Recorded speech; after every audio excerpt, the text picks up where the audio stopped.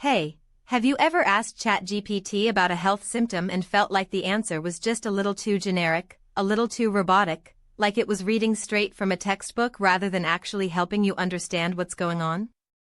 Well, OpenAI has clearly heard that frustration, and they're doing something about it.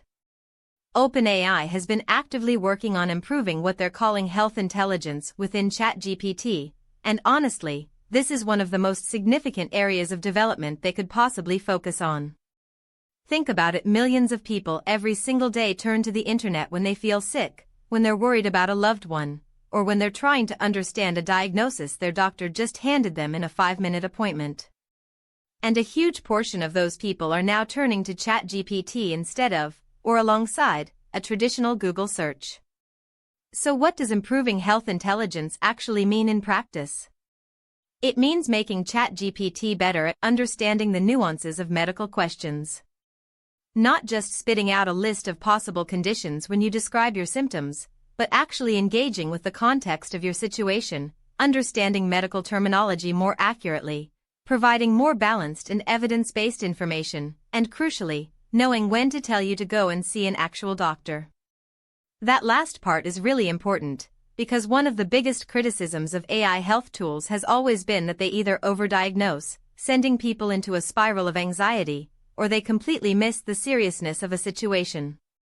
OpenAI is essentially trying to thread a very delicate needle here. They want ChatGPT to be genuinely useful as a health resource, something that can help you prepare better questions for your doctor, help you understand what a particular medication does, or explain what a certain lab result means without overstepping into territory where it becomes dangerous or misleading. And that balance is incredibly hard to strike. What makes this effort particularly interesting is the scale at which ChatGPT operates. We're not talking about a niche medical app that a few thousand people use. We're talking about one of the most widely used AI tools on the planet. When OpenAI improves health intelligence in ChatGPT, they're potentially improving the health literacy of hundreds of millions of people. That's extraordinary when you really sit with that number.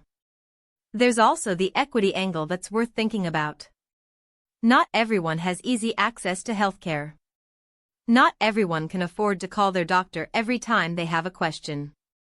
Not everyone speaks English fluently enough to navigate complex medical websites. A smarter, more health-aware ChatGPT could serve as a bridge, not a replacement for doctors, but a first point of contact that helps people make more informed decisions about their own health. That's genuinely powerful. Of course, with this kind of power comes enormous responsibility. OpenAI is going to face scrutiny over how they're training the model, what medical sources they're using, how they handle sensitive topics like mental health, reproductive health, and chronic illness, and how they make sure the information stays current as medical guidelines evolve. These aren't small challenges. They're massive, and getting them wrong could genuinely harm people. The broader AI and health technology space is watching OpenAI's moves here very closely. Companies, hospitals, governments, and regulators all have a stake in how this unfolds. And consumers, regular people like you and me, have the most to gain or lose depending on how thoughtfully this is executed. So here's the question I want to leave you with as AI gets smarter about our health. Are we ready to define the boundaries of what we actually want it to do for us, before someone else defines those boundaries for us?